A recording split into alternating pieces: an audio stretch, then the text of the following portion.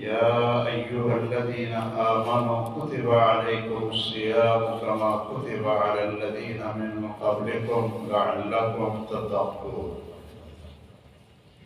گرامی قدر محترم بزرگوں اور قابل سادہ احترام تمام سامعین، آپ نے ان دنوں میں یہ لفظ بہت سنا ہوگا کہ روزے کا مقصد ہے کہ نفس اور انسان کا دل وہ صاف ہو جائے، تزکیہ ہو جائے۔ اور تزکیہ جو لفظ ہے اس میں دو چیزیں ہوتی ہیں۔ ایک یہ ہوتا ہے کہ اگر اس چیز میں ایک میل کچیل ہے یا کوئی یہ آلودگی ہے یا کوئی ایسی چیز ہے جو صفائی کے خلاف ہے تو اس کو صاف کرنا۔ اور تزکیے کے معنی میں ہی، یہ تزکیے کے لفظ میں ہی دوسرا معنی یہ ہے جو اس کے اندر شامل ہے کہ اس کو صاف کر کے پھر اس کے اندر ایسی چیزوں کو بڑھانا کہ جو اللہ تعالیٰ کو پسند ہیں اور اللہ ذوالجلال کے رسول مکرم صلی اللہ علیہ وسلم کو پسند ہیں۔ اسی کا معنی تقویٰ ہے اور اسی کا معنی تزکیہ ہے۔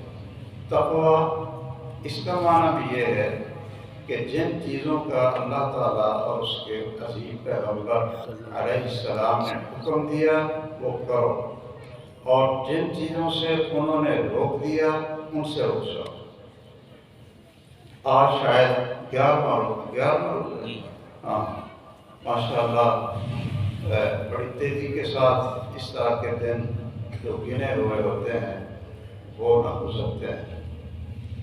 اگر ہم سوچیں کہ کیا ہم نے واقعتاً اپنی زندگی سے اور اپنے معمولات سے اور اپنے سیرت اور کردار میں ہم نے ان چیزوں کو چھوڑا ہے جن سے اللہ ذوالجلال ناراض ہوتے ہیں اور اللہ تعالیٰ نے ان کو حرام قرار دیا، اور ان سے نفس بھی گندا ہوتا ہے کہ دل بھی انسان کا گندا ہوتا ہے، اور اگر وہ چیزیں دل کے اندر رہیں تو پھر یہ ہمارا روزہ، راتوں کا قیام، قرآن کی تلاوت، یعنی بڑے بڑے عظیم اور مبارک یہ عمل ہیں اللہ کو خوش کرنے کے لیے، تو یہ سارے کے سارے بیکار ہی ہوتے ہیں۔ رسول اللہ صلی اللہ علیہ وسلم نے فرمایا کتنے ایسے روزے دار ہوں گے، کم من صائم، کتنے روزے دار ہوں گے ایسے کہ لیس لہ من صیام، کہ ان کو روزے کا کوئی اجر کوئی ثواب نہیں ملے گا۔ ہاں وہ فجر سے لے کر یہ مغرب تک انہوں نے کھایا پیا نہیں ہے اور وہ اسی کو روزہ سمجھتے ہیں۔ فجر کی اذان ہو گئی تو انہوں نے کہا جی کھانا پینا چھوڑیں، اور ادھر سے مغرب کی اذان ہوئی تو یہ کہا کہ بھئی وہ کھانا پینا شروع کر۔ آپ نے فرمایا بس یہی یہ ان کو نصیب ہے اور یہ ان کو ملے گا۔ کم من قائم لیس لہ من قیامہ الا السحر۔ آپ نے فرمایا کہ کتنے ایسے لوگ بھی ہوں گے جو راتوں کو قیام بھی کرتے ہیں، اللہ کے سامنے کھڑے بھی ہوتے ہیں، لیکن سوائے بیداری کے اور تھکاوٹ کے ان کو کچھ نہیں ملے گا۔ میں یہ چند منٹ میں یہ چند چیزیں آپ حضرات سے پوچھتا ہوں اور اپنے آپ کو بھی اس میں مخاطب سمجھتا ہوں آپ حضرات کو، تاکہ ہم سوچ لیں کہ ہم نے یہ کوئی چیز جو اللہ نے حرام قرار دی تھی اور رمضان شروع ہوا تو ہم نے اس کو چھوڑ دیا، یا کوئی چیز جو ہمارے اوپر فرض تھی یا اللہ کے رسول صلی اللہ علیہ وسلم نے اس کو فرض قرار دیا تھا تو ہم نے اس کو ادا کرنا شروع کر دیا۔ یہ کچھ نہ کچھ تو فرق ہونا چاہیے۔ سیدنا عبداللہ ابن مسعود رضی اللہ تعالیٰ عنہ وہ فرماتے ہیں کہ बल्कि मुझसे किसी ने पूछा कैफ़ कुंतुम तस्तक़बिलून रमज़ान, कि रमज़ान का चाँद निकलने से पहले तुम उसका इस्तक़बाल कैसे करते थे, उनका इस्तक़बाल कैसे करते थे। तो उन्होंने फरमाया कि मा मिन्ना अहद यतजर्रा, कि हम में से एक शख्स भी, यानी सहाबा की तादाद आप 1.5 लाख के करीब आप समझ लें, वो फरमाते हैं कि हम सहाबा में से जो रसूलुल्लाह के शागिर्द हैं, जिनका तज़किया रसूलुल्लाह सल्लल्लाहु अलैहि वसल्लम ने किया था, वयुज़क्की हैं, तो और जिनकी तालीम और तरबियत वो इस कायनात के सबसे खूबसूरत मुअल्लिम वो उन्होंने की थी।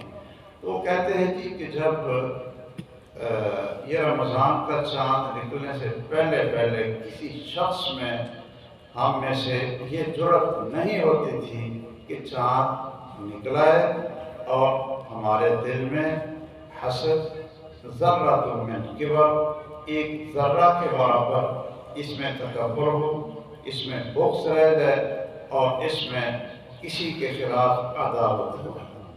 यानी वो अपना बर्तन पहले साफ कर लेते थे और जब इसको पहले साफ कर लिया तो फिर जब रमज़ान के अंदर अल्लाह अज़्ज़ जलाल की रहमत और बख्शिश और जहन्नम से आज़ादी की आंधियाँ चलेंगी और बारिश बरसेगी, तो वो फिर पाक साफ नफ्स के ऊपर और दिल के ऊपर वो आएगी, तो इंसान को फ़ायदा तो होगा।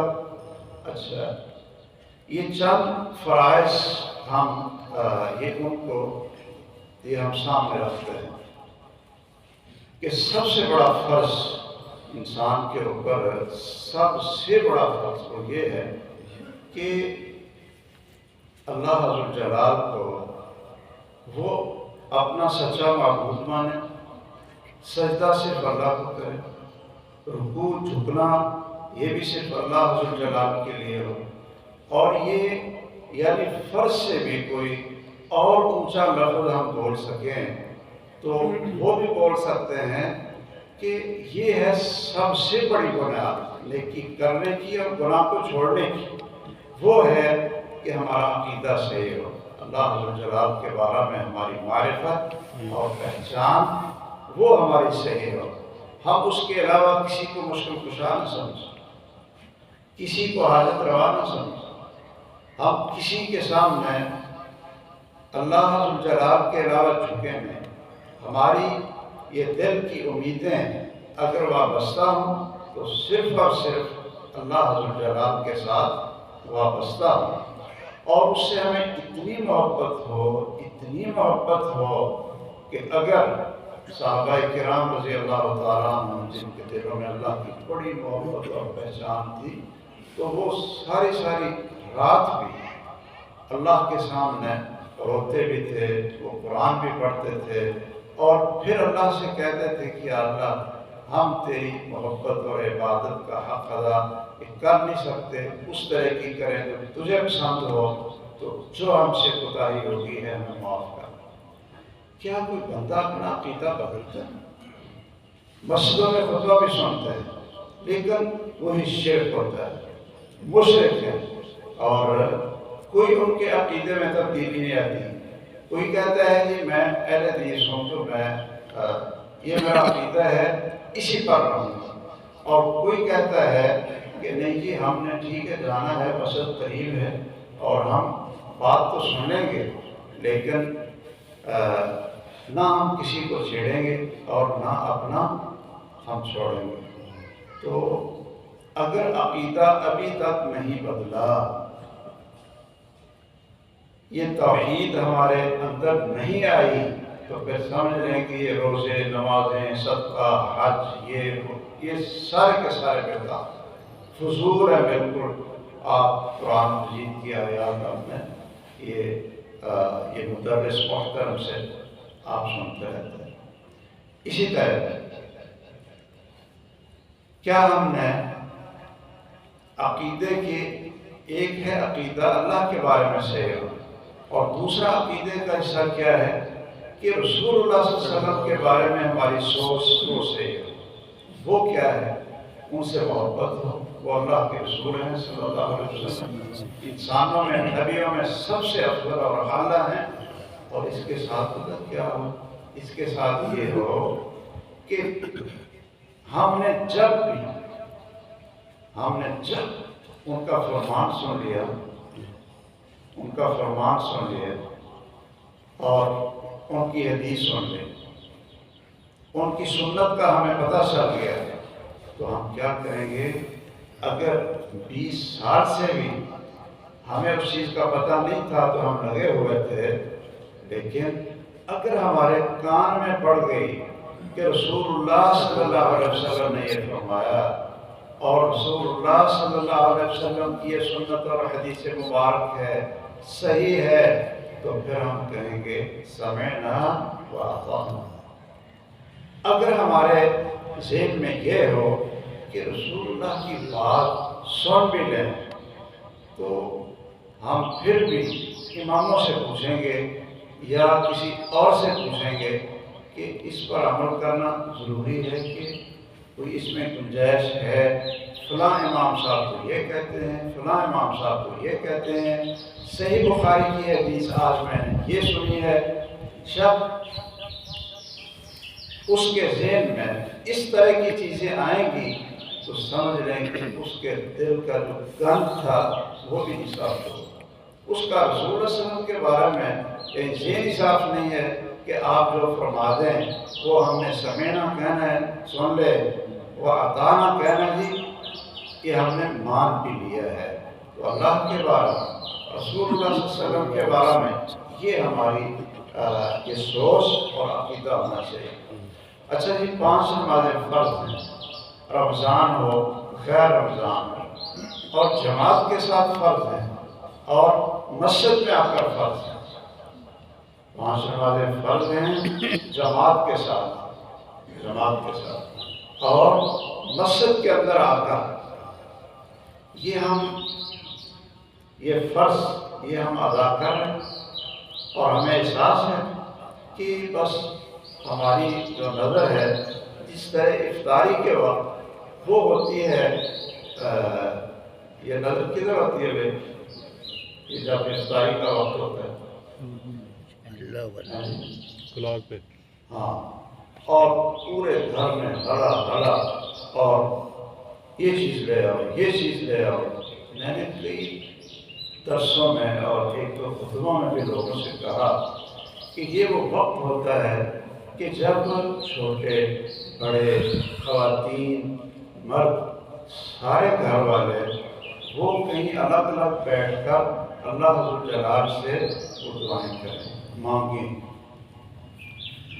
تو یہ ایسے ہوتا وہ وقت کیا ہے؟ اللہ سے مانگنا، اور وہ ہے دعا کی قبولیت کا، یعنی اور امید بڑھ جاتی ہے۔ فجر کی اذان سے لے کر اور مغرب کی اذان تک جب تک یہ آدمی روزے دار ہے تو رسول اللہ صلی اللہ علیہ وسلم نے فرمایا ہے کہ یہ اللہ سے جو مانگے اللہ اس کی دعا کو رد نہیں کریں گے، اللہ قبول کریں گے۔ لیکن افطاری کے وقت یہ قبولیت کی امید اور زیادہ بڑھ جاتی ہے۔ تو ماشاءاللہ ہمارے گھروں میں ہم نے اپنی خواتین کی کیا ذمہ داری لگائی؟ کیا کسی کو صبر آتا ہے کہ چلو یہ بس کھجوریں لے آؤ اور پانی ہم پی لیں گے، وقت پہ جا کر نماز پڑھیں گے اور بعد میں آ کر جو سادہ کھانا ہے وہ کھائیں گے تاکہ یہ پیٹ بھی ہلکا رہے، اس کو بھی ہم ڈھول کی طرح بھریں نہ، تو پھر ہمارے لیے تراویح بھی آسان ہو جائے گی کھڑا ہونا، اور ارادھنا کا قیام بھی اور قرآن کو پڑھنا بھی، یہ ساری چیزیں آسان ہو جائیں گی۔ تو خیر، یہ اگر آپ یا ہم آپ بھی کر سکیں کہ کم از کم آدھا گھنٹہ پہلے ہر چیز سے فارغ ہو، اور اگر کوئی نئی بھی چیز آئی، پکوڑے، سموسے، کیا کیا، یہ ہمارے نوجوان پتہ نہیں نوجوان یہ باتیں بھی ایسے ہوں کیوں نہیں؟ یہ سب کو بیماری آ گئی، پتہ نہیں کہاں سے، اور جس سے پوچھو وہ کہتے ہیں کہ یہ نہ صحت کے لیے نقصان دہ، گلے کے لیے نقصان دہ، پیٹ کے لیے نقصان دہ، چھوڑتا کو۔ اب کسی سے پوچھیں تو چھوڑتا کون؟ خیر، تو میں یہ عرض کر رہا تھا، اچھا افطاری ہوتی یہ مغرب کی جماعت کی، اور ہمیں شیطان نے ہمارے ذہنوں میں، حالانکہ ان دنوں میں جو بڑے بڑے شیطان ہیں وہ اللہ تعالیٰ ان کو یعنی باندھ بھی دیتے ہیں کہ میرے بندوں کو ذرا آزادی مل جائے، تو ہم کہتے ہیں چلو وہ اگر جماعت ہو رہی ہے نا ہم بعد میں سے پڑھ لیں، چلو یہ گھر ہی پڑھ لیں۔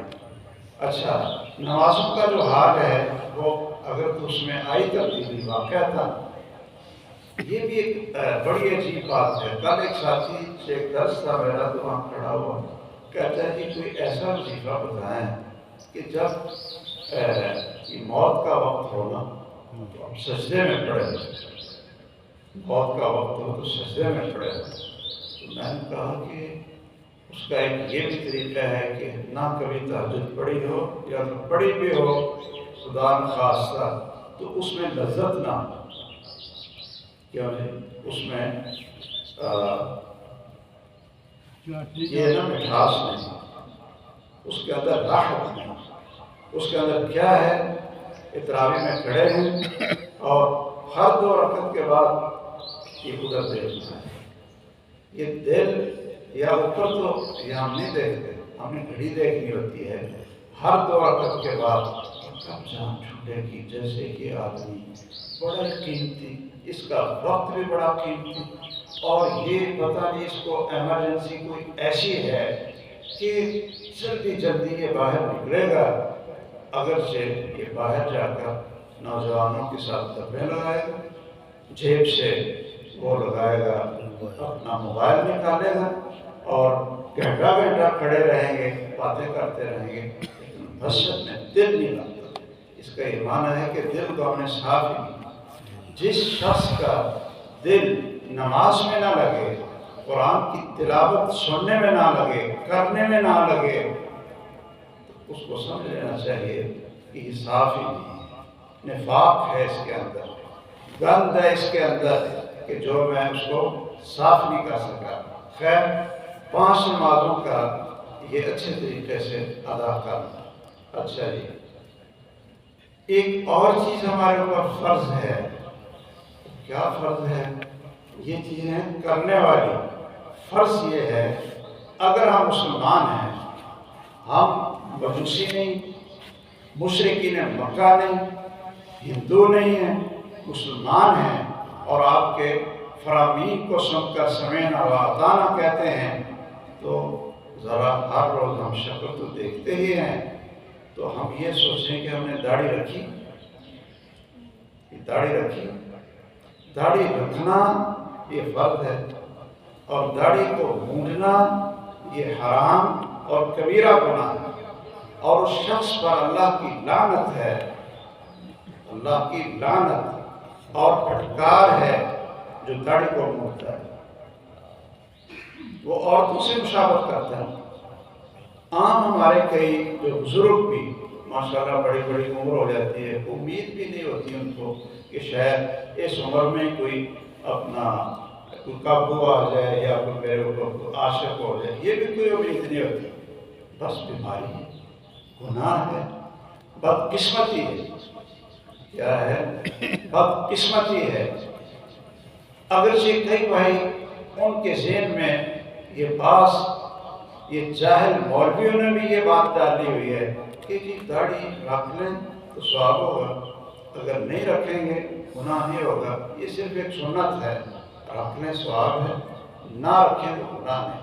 یہ بات بالکل غلط ہے، بالکل غلط۔ آپ نے حکم دیا داڑھی رکھو، آرڈر دیا، اور آرڈر کیا ہوتا ہے؟ آپ نے فرمایا کہ مجوسی اپنی شکل آپ پرست مجوسیوں جیسی نہ بناؤ، آپ نے فرمایا کہ اپنی شکل مشرکین جیسی نہ بناؤ۔ رسول اللہ صلی اللہ علیہ وسلم نے فرمایا کہ اپنی شکل عورتوں جیسی نہ بناؤ۔ اللہ عز و جلال نے تمہیں مردوں کو یہ داڑھی کے ساتھ خوبصورت بنایا۔ یہ قرآن کہتا ہے کہ میں نے یہ نہ ان کی شکلیں بڑی خوبصورت بنائی۔ عورتوں کی شکلیں، مردوں کی شکلیں، وہ بھی خوبصورت ہیں، اور مردوں کی شکلیں بنائی ہیں خوبصورت ہیں۔ قسمیں اٹھا اٹھا کر یہ قرآن کہتا ہے، اللہ بھی کہتے ہیں کہ میں نے ان کو بڑا خوبصورت بنایا۔ ہم کہتے ہیں قرآن بھی جھوٹا ہے اور اللہ تعالیٰ بھی غلط بیانی کر رہے ہیں۔ یہ میری شکل خوبصورت نہیں ہے، یہ اس وقت خوبصورت ہوگی کہ اگر اس پہ یہ بال نہ ہر روز ہو، یہی ہمارا معمول ہوتا ہے۔ تو سن لیجئے کہ داڑھی کو رکھنا یہ فرض ہے، اس کو چھوڑ دے جیسے اللہ عز جلال نے اس کو پیدا کیا، اور داڑھی کو مونڈنا اور اس کو بدلنا یہ کئی احادیث میں، ایک تو مغیرات فَلَيُغَيِّرُنَّ خَلْقَ اللَّهِ، ان پر اللہ کی لعنت ہے جو اللہ کی پیدا کی ہوئی چیز کو بدل دیتے ہیں، اور ان پر بھی اللہ کی پھٹکار ہے کہ جو اللہ نے اس کو مرد بنایا اور وہ اپنی شکل عورتوں جیسی بنانا چاہتا ہے۔ اچھا چلیے کوئی اور ہم ڈھونڈ لیتے ہیں کہ ہمارے جو ہے نا وہ زندگی میں کوئی ایسا کام تو نہیں کہ جو ہم کر رہے ہیں یہ کتنے ایسے لوگ ہیں جو رمضان بھی ہے تو یہ سودی کام نہیں چھوڑتے، یہ سودی کاروبار نہیں چھوڑتے، یہ لوگ جھوٹ نہیں چھوڑتے، اور یہ لوگ یہ 2 نمبری نہیں چھوڑتے، 2 نمبر 10 نمبر یہ کام نہیں چھوڑتے، اور ان کا رزق وہ حلال نہیں ہوتا۔ تو آپ مجھے بتائیں کہ جو شخص اپنی ماں کے ساتھ بدکاری جیسا گناہ کر رہا، یا آپ نے کبھی دیکھا کسی یعنی کوئی اپنا اتنا پکا متقی پرہیزگار نہ بھی ہو جی کہ بد عمل بھی ہو، اور وہ اپنی ماں کے ساتھ لگا ہوا، اور جو آدمی اپنا سود کا کام کرتا ہے، سودی کاروبار کرتا ہے، وہ کیا ہے؟ اس پر اللہ کی لعنت ہے، لکھنے والے پر، دینے والے پر، کھانے والے پر، کھلانے والے پر، اور اس پر اپنے یہ سائن کرنے والے پر، شاہدی اور شاہدہ ہو، اور ایسے ہے کہ جیسے اپنی ماں کے ساتھ مکالمہ کر رہا۔ کیا ہم نے کبھی سوچا ہے کہ جی زندگی تو یہ کافی گزری ہے، اب بھی ہم شرم کریں؟ یہ تقویٰ ہے۔ آپ کی یہ سوچیں کہ میں جو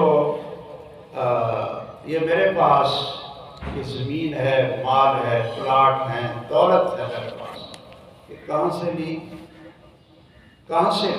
یہ کسی کا حق تو نہیں مارا؟ بہنوں کا، چھوٹے بھائیوں کا، اور خاندان میں کسی کا ہم نے کہیں ایسا تو نہیں کر لیا؟ وہ کئی کہتے ہیں جی وہ جو ہمارا پلاٹ ہے جو ہم نے لیا ہے وہ ویسے تو یہ 10 مرلے ہے، لیکن اس کے کاغذات جو ہے نا وہ 8 مرلے ہیں۔ ایسا ہوتا ہے کہ نہیں جی کہ یہ اگر اس کا سائز دیکھیں 10 مرلے کے، اور اگر اس کے کاغذات دیکھیں 8 مرلے، ہم 8 مرلے کا مکان آپ کو یہ 10 مرلے یعنی وہ آپ کو دے رہے ہیں، تو چلو کچھ نہ کچھ پیسے بڑھا دو، وہ پھر یہ بھی پتہ چل جائے گا یہ جو 2 مرلے ادھر آئے تھے وہ کسی اور کے 8 مرلے تھے، اس بیچارے کے 6 بنے ہوئے، اس کے 6 بنے ہوئے۔ یہ آپ کو پتہ ہے یا ہمیں پتہ ہے کہ جو آدمی کسی کا مال یا کسی کا زمین کا ایک ٹکڑا وہ غلط طریقے سے، حرام طریقے سے وہ یہ اپنے نام کروا لیتا ہے، اپنے نام کروا لیتا ہے، یہ اس کی بہنیں تھیں یا اس کی بیٹیاں ہیں، ان کا حق ان کو دیتا ہی نہیں، تو کیا ہوگا جی؟ وہ جب اللہ کے سامنے پیش ہوگا تو کوڑا ہوگا۔ کیا ہوگا؟ وہ کوڑا ہوگا۔ اور کیا ہوگا کہ اللہ ذوالجلال 7 زمینوں کا توق اس کے گلے میں ڈالیں گے کہ آپ کو بڑی حرص اور لالچ تھی کہ چلو بہن کا پلاٹ بھی ہم اس پر قبضہ ہو جائے تو یہ ہمارے بیٹے ہیں وہ سکون سے رہیں۔ اللہ عز و جلال اس حرص اور اس لالچ کو اور اس گندگی کو دیکھ کر کہیں گے لوگ آج پھر آپ 7 زمینوں کا توق وہ اپنے گلے میں ڈالیں۔ اور تیسرا اس کا جرم کیا ہے، یعنی اس اپنے جرم کی سزا کیا ہے کہ جب وہ اللہ کو ملے گا لقی اللہ وہو علیہ غضبان، جب اللہ کو ملے گا تو اللہ عز و جلال سخت وہ غصے میں ہوگا۔ اچھا چلو، ایک اور بیماری بہت سارے ہمارے اندر موجود ہے اور وہ کیا ہے کہ سگریٹ پینا۔ سگریٹ، ہمارے جتنے عرب کے بڑے بڑے علماء وہ سارے کہتے ہیں کہ سگریٹ حرام ہے، حرام ہے۔ اس کی حد یہ ڈبیا پہ لکھا ہوتا ہے کہ سگریٹ یہ صحت کے لیے نقصان دہ ہے۔ تو یہ لکھا ہوتا ہے ایسی ہے کہ جیسے لکھا ہو کہ یہ زہر ہے اور بک بھی رہا ہوں اور لوگ اس کو یہ لے بھی رہے ہوں اور پوچھیں ان سے کہ اس کے فوائد کیا ہیں۔ وہ یہ کئی حضرات سے میں نے بھی پوچھا کہ ماشاءاللہ آپ یہ ابھی جو ہے نا باہر جا کر ہمارے ہوتے ہوتے جی آپ نے جو ہے نا داؤ لگا کر آگے ہیں، تو اس کے کچھ فوائد ہمیں بھی بتائیں تاکہ ہم بھی شروع کریں۔ آپ کیوں چپتے پھرتے ہیں؟ کیوں جی؟ آپ کیوں جب پینا ہوتا ہے رمضان میں اعتکاف کے دنوں میں تو یہ لیٹرینوں میں جا کر پیتے؟ اگر اتنی اچھی چیز ہو اور بڑی یہ صحت کے لیے مفید ہو تو پھر تو جس طرح مسجد یہ کھجوریں آپ کھاتے ہیں، پانی پیتے ہیں اور بھی جو بھی آپ روزہ افطار کرتے ہیں مسجد کے اندر کھانا کھا لیتے ہیں، کھجوریں بھی کھا لیتے ہیں، یعنی اس موسم پکوڑے بھی آپ کھا لیتے ہیں۔ اچھا، یہ جب سگریٹ کا ٹائم آتا ہے تو وہ کیوں اس مسجد میں پیتے ہیں؟ اس کا معنی ہے ہمارا دل اس کو ملامت کر بھی رہا ہوتا ہے کہ اللہ کے بندے تو ایک تو لوگوں سے اپنے جو علماء سے چھپتا پھرتا ہے اور پھر یہ تو مسجد میں نہیں پیتا، لیٹرینوں میں جا کر پیتا ہے، تو یہ شرم نہیں آتی، اس کو چھوڑ ہی دیں۔ یہ نقصان ہی نقصان ہے۔ آئیے، اللہ نے جن چیزوں کو ہمارے اوپر فرض قرار دیا اور ہمارے اوپر ڈبل فرض اس لیے کہا کہ ہماری بہن ہو، بیٹی ہو اور ہماری بیگم صاحبہ ہو، اگر وہ پردہ نہیں کرتی، آپ کو پتہ ہے آپ اس کو موٹر سائیکل کے پیچھے بٹھا کر اپنی تو ماشاءاللہ اللہ نے توفیق دی کہ یعنی اپنی داڑھی ہے پوری، اور پیچھے جو بیٹھی ہے جس کو آپ اسکول چھوڑنے جا رہے ہیں یا اس کو بازار لے کر جا رہے ہیں خرید و فروخت کے لیے، کوئی اس کی وائف ہے یا یہ کہہ رہے ہیں وائف تو پتہ نہیں یہ دوسرا لفظ ہے، ہم تو اتنے نہیں پڑھے لکھے، بیگم صاحب۔ اچھا، وہ اگر بے پرد ہے آپ پوچھیں کر صاحب سے کہ اس سے بڑا بے غیرت اور دیوس وہ کوئی اور ہے؟ یہ اپنے آپ کو جو بھی سمجھتا ہو حاجی صاحب اور پتہ نہیں کیا کیا صاحب، کیا کیا صاحب، لیکن یہ ہے کیا؟ رسول اللہ صلی اللہ علیہ وسلم کی زبان کے اور ان کے الفاظ کے مطابق غیرت ہے، دیوس ہے، اس کو شرم حیا یہ ہے ہی نہیں۔ تو بھائیوں کو ہم کوئی اپنا آپ کو بدلتے بھی ہیں یا نہیں بدلتے؟ نماز پڑھتے ہیں، آپ کو پتہ ہے کہ نماز پڑھنا ہی فرض نہیں ہے، بلکہ نماز کو ایسے پڑھنا فرض ہے جیسے کیوں نہیں جیسے یہ تمہیں ڈرتے نماز پڑھنا فرض ہے، لیکن کیسے پڑھنا فرض ہے؟ جیسے پڑھ لیں؟ نہیں، ایسے پڑھنا فرض ہے جیسے رسول اللہ صلی اللہ علیہ وسلم نے پڑھی۔ تو کیا رمضان میں کم از کم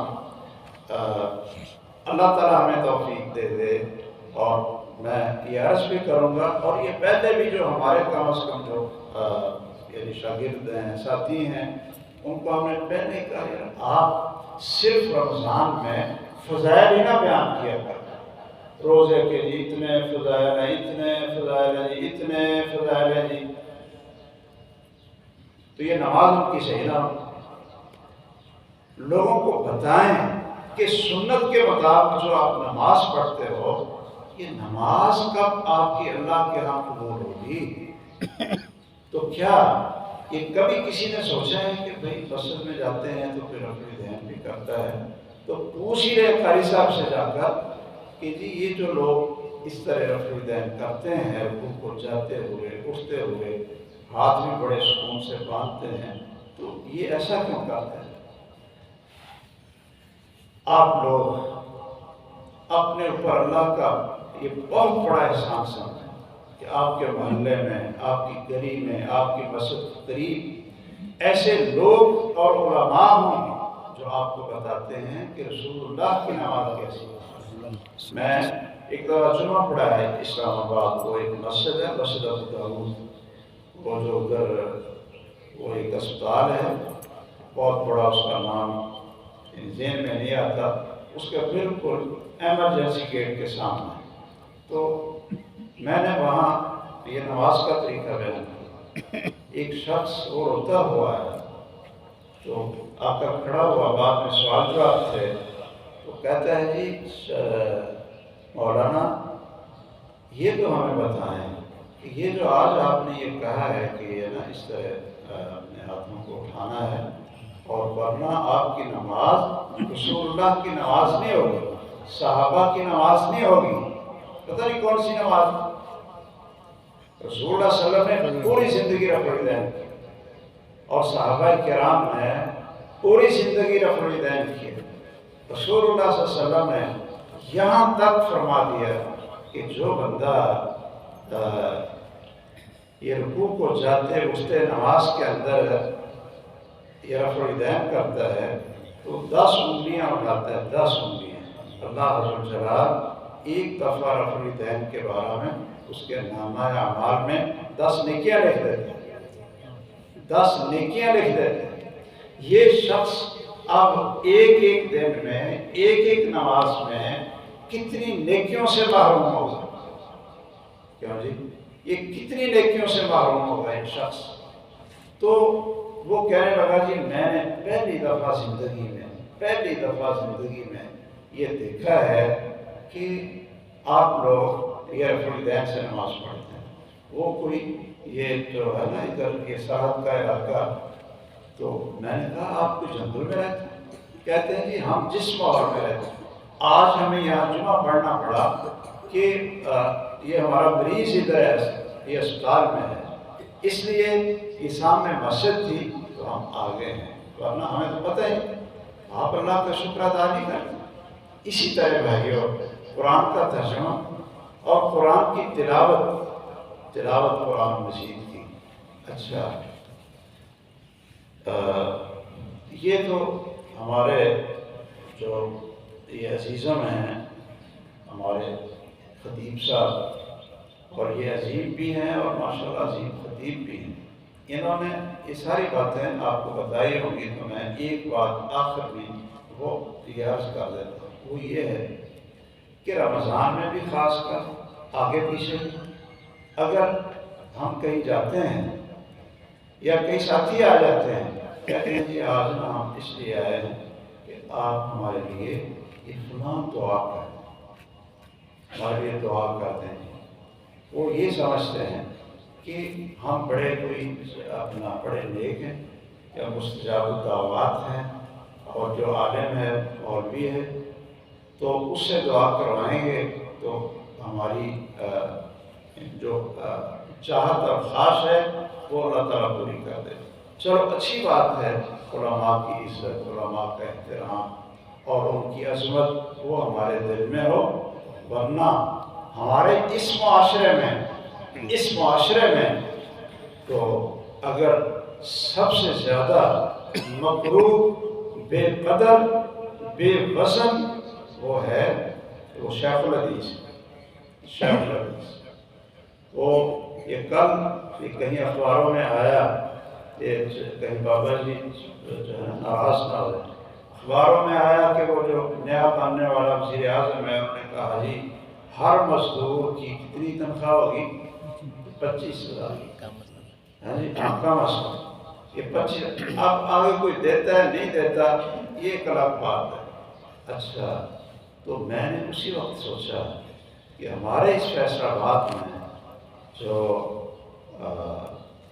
60 سال تقریباً یا 55 سے 60 سال تک صحیح بخاری پڑھاتے رہے اور بڑے ہمارے راسخ علماء میں سے تھے، بیمار ہوئے تو اپنا میں تھا اور حضرت صاحب تھے ہمارے اپنے سود عالم صاحب مولانا شاہد الحق صاحب، ہم چلے گئے ان کی تیمارداری کے لیے. تو میں نے ان سے ویسے پوچھا کہ آپ کی تنخواہ کتنی ہے؟ وہ ادھر لاہور شہر اس وقت بھی پڑھاتے، میں نے کہا آپ کی تنخواہ کتنی؟ تو وہ تھوڑے سے یعنی مزاح بھی، تو مجھے کہتے ہیں آپ نے حصہ لینا، آپ نے اسے حصہ لینا. میں نے کہا حصہ نہیں لینا، ویسے یہ میں نے پوچھ لیا ہے. کہتے ہیں اس وقت میری تنخواہ وہ ہے 17,500 اور وہ شخص کون ہے؟ رسول اللہ صلی اللہ علیہ وسلم کی علم کا وارث ہے. وہ کون ہے جس کے بارے میں آپ اپنے علماء سے سنتے رہتے ہیں، خیرکم من تعلم القرآن وعلمہ. تم میں سب سے بہتر وہ شخص ہے کہ جو قرآن سیکھا اور پھر اس نے اپنی زندگی آگے یہ سکھانے میں لگا دی. تو بھئی کیا بہتر ہے؟ وہ خواب بہتر ہے کہ ہم لوگ کہیں وہ قاری، وہ فلاں مولوی. مجھے ہمارے شاگرد نے بتایا کہ ان کو میں نے بھیجا ایک مسجد، ہم نے یہ ابھی پچھلے دنوں میں اس کا افتتاح کیا، پتہ نہیں انہوں نے کس کو صدر بنایا ہوا تھا ماشاءاللہ. اور ہمارے لوگ بھی دیکھتے ہیں کہ اس کے پاس پیسے ہیں تو اس کو صدر بنا. او بھائی یہ دیکھو پیسے تو ہیں، یہ انسان بھی ہے کہ نہیں؟ اس کو بولنا بھی آتا ہے کہ نہیں؟ اس کے اندر اخلاق بھی ہے کہ نہیں؟ یہ پیسے جو ہیں یہ قدروں کے پاس تھوڑے ہوتے ہیں، اتنے وہ پیسے کماتے ہیں، اتنے وہ پیسے کماتے ہیں، ہم سے زیادہ ان کے پاس پیسے ہوتے ہیں. یہ پیسے معیار ہیں، اخلاق ہے معیار، یہ نہیں دیکھتے. وہ مجھے کہتا ہے، ہمارا شاگرد کہتا ہے یہ آپ سوال مجھے بہت پریشانی ہوئی. تو میں آپ سے پوچھتا ہوں کہ میں وہ جو ہے مسجد ان کو جواب دیتا ہوں. میں نے کہا کیا ہوا؟ کہتے ہیں کہ میں اپنا پرانتے میں تھا تو یہ جو پین آپ لوگوں نے لگائی ہوئی ہے یہ مسئلوں میں، یہ پین ہو تو بس وہ ہلچل جو ہے نا پیدا ہو جاتی ہے کہ جی پین ہو گیا، پین ہو کتنے کاری، وہ کتنے کاری. وہ کہتے ہیں کہ میں نا پیچھے سے جاتے جاتے مجھے 8 سیکنڈ کو 10 ہونے کے بعد اس نے شاید دیکھا نہیں تھا تو میں ادھر ہی جا رہا تھا. تو مجھے کہتے ہیں وہ کاری تو کتنے سے؟ میں آ رہا سے تو اس نے کہا کہ تم اتنے انڈے دیتے انڈے دے بیٹھا سے. میں نے ان سے کہا کہ ٹھیک ہے آپ اتنے پریشان نہ ہوں، پتہ نہیں لوگ رسول اللہ صلی اللہ علیہ وسلم کے بارے میں کیا بات کرتے تھے اور آپ ان کا جواب نہیں دیتے تھے. تو میں انشاءاللہ آتا ہوں، وہاں نماز پڑھیں گے. آپ مجھے بتائیں کہ وہ صدر صاحب مسجد میں عہدے کا، تو میں وہاں نماز پڑھتا ہوں تو پھر انشاءاللہ آپ کو تسلی ہوگی، ان کو سمجھانے کی کوشش کریں گے. میں نے اس دفعہ کافی جگہ پر درس بخاری جہاں دیے، درس بخاری، تو میں ان لوگوں سے یہی پوچھتا رہا یہ درس بخاری تو ہم تو باہر سے آتے ہیں نا جی، آپ ہمیں بلا لیتے ہیں. یہ جس بندے نے اس کو 40 سال ہو گئے آپ کے پاس، آپ کے بچوں کو یہ بخاری پڑھاتے ہو، یعنی قرآن پڑھاتے ہو، تو ان کی عزت کیا ہے؟ مسجد کے خادم کی عزت کیا ہے.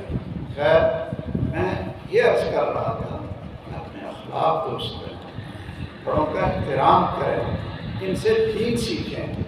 واقعتاً یہ سچ فرمایا ہے رسول اللہ صلی اللہ علیہ وسلم نے، خیرکم من تعلم القرآن وعلمہ. وہ بات صرف یہ تھی کہ کئی ساتھی آئے تو کہتے ہیں جی چلو نا باقی یہ دعا کریں. میں کہا ٹھیک ہے ہم دعا کرتے ہیں، لیکن اللہ نے ہمارے بارے میں یہ گارنٹی نہیں دی کہیں بھی، نہ رسول اللہ صلی اللہ علیہ وسلم نے یہ گارنٹی دی ہے کہ یہ جو امام ہے حافظ ہے یہ دعا کرے تو اس کی دعا آپ کے حق میں رد نہیں ہوگی. اس طرح کی کوئی حدیث نہیں. لیکن اس طرح کی احادیث موجود ہیں کہ آپ اپنے گھر سے آئے، آپ کے ابو جان آپ کے گھر ہیں، زندہ ہے کہ فوت ہو؟ کہتے ہیں زندہ ہے. زندہ ہے. اچھا میں آپ گھر سے آئے تو ہمارے پاس آئے ہو تو آپ کروانے کی، تو اپنے ابو سے کہتے ہیں کہ ابو جان آپ میرے لیے دعا. اس میں کیا آتا ہے کہ ثلاثۃ لا ترد دعوتهم، 3 آدمیوں کی دعا اللہ رد نہیں کرتا، اور ان میں سے ایک کیا ہے؟ باپ ہے. باپ ہے ایک بہت اچھے کاروباری. وہ کہتے ہیں کہ جس دن بھی میں نے اپنے گھر سے باہر یعنی کام کے لیے نکلنا ہوتا تھا، یہ اس میں کام ہو، ایف ڈی اے میں ہو، بڑے بڑے افسروں میں، دوسروں میں، تیسروں میں، تو میں صرف کیا کرتا کہ اپنی امی کو سلام کرتا، امی کو سلام کرتا، اور اسی سے کہتا کہ امی میں نا یہ کام ہے تو میں نے شہر جانا ہے تو پھر اپنے دفتر میں آؤں گا، تو امی میرے لیے نا دعا کر دو، میرے لیے دعا کر دو. تو میں تو ایسے لوگوں کو حقیقت ہے فرشتہ صرف سمجھتا ہوں. وہ کہتا ہے جی میری اتنی عمر ہو گئی تو میں نے آج تک نہیں دیکھا کہ باپ کے فوت ہونے کے بعد میں نے گھر باہر نکلتے ہوئے اپنی امی سے دعا کروائی، اور مشکل سے مشکل کام بھی اللہ ذوالجلال نے آسان کر دیا. تو اس لیے میں اپنے نوجوانوں سے، بھائیوں سے، بزرگوں سے کہتا ہوں کہ اگر تو ہم نے واقعتاً کوئی فرق آیا ہے، یعنی 11 روزے رکھنے میں، قرآن سننے میں، اور اس کی تلاوت میں، روزے میں کچھ ہمارے اندر کوئی 11 دنوں میں تبدیلی آئی، اور باقی انشاءاللہ 18 یا پتہ نہیں 19 یا 17 دنوں میں کوئی اور تبدیلی آتی جائے گی، تو رمضان گزرنے کے بعد شاید ہماری کچھ شکلیں بدلی ہوں، اخلاق بدلا ہو، ہمارا رہن دین بدلا ہو، ہماری کوئی نماز بدلی ہو، قرآن کی تلاوت بدلی ہو، ماں اور باپ کا کوئی احترام بدلا ہو، علماء کے ساتھ یہ تعلق اور سلوک اور نماز کا طریقہ بدلا ہو. اللہ ذوالجلال کو فرمائے. اور اگر ہم ماشاءاللہ ویسے کے ویسے ہی ہیں تو اللہ ہمیں معاف بھی کرے، اور ہمارے دلوں سے وہ زنگ اور گند اور حسد وہ نکال دے. آمین. وآخر دعوانا الحمدللہ رب العالمین.